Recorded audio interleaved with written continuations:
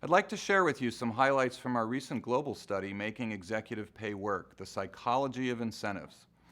This study, which we conducted with Dr. Alexander Pepper at the London School of Economics and Political Science, looks at the views of over 1,100 senior executives in 43 countries across varying senior organizational roles, companies, and industries.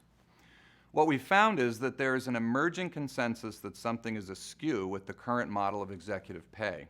As you know, executive pay has changed dramatically in both amount and in structure during the last 30 or so years.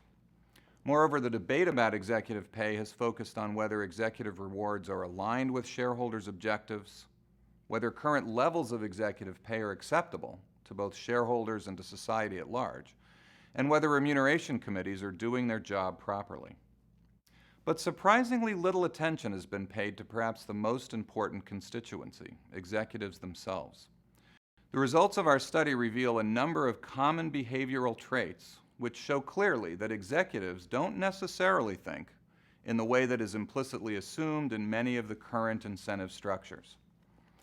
There were 6 key findings of our research. First, executives are risk-averse. Executives are no different than other groups of people in that they prefer certainty in their pay. And executives, like investors, demand a premium for risk. Second, complexity and ambiguity destroy value. 50% more executives choose a clearer pay package than a more ambiguous one of the same or even potentially higher value. Third, the longer you have to wait, the less pay is worth. Executives value deferred pay significantly below its economic or accounting value. A deferred bonus is typically discounted by around 50% over just 3 years. Fourth, it's all relative. Fairness is fundamental. Most executives would choose to be paid less in absolute terms, but more than their peers. Only a quarter chose a higher absolute amount of pay, which is less than that their peers earn. Fifth, people don't just work for money. Participants would take a 28% pay cut for their ideal job. However, this is far less than the discount they believe others would take for their ideal job. This indicates that there's a bias against reducing one's current earnings, irrespective of job content, but also indicates that improvements in job content may reduce the pressure to continuously increase pay levels. Finally, a key motivation of long-term incentive plans is recognition. Fewer than half of executives think that their long-term incentive plan is an effective incentive, but 2/3 of participants value the opportunity to participate in their firm's long-term incentive plan. This indicates there are intangible benefits of these plans, such as the feeling of being part of an elite group within the organization and the feeling of sharing in the company's success.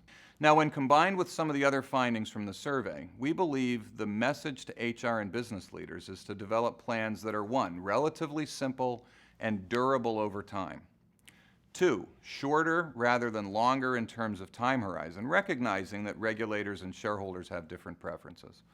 3, relevant in terms of performance. Performance metrics used in such plans should be fair and relevant to the company's strategy and the executive's scope of responsibility.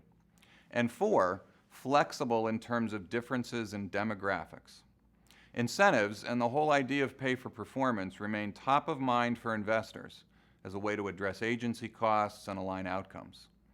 Regulators, a new player in this space, also have an interest in maintaining alignment between executive pay outcomes and sustainable risk-adjusted performance.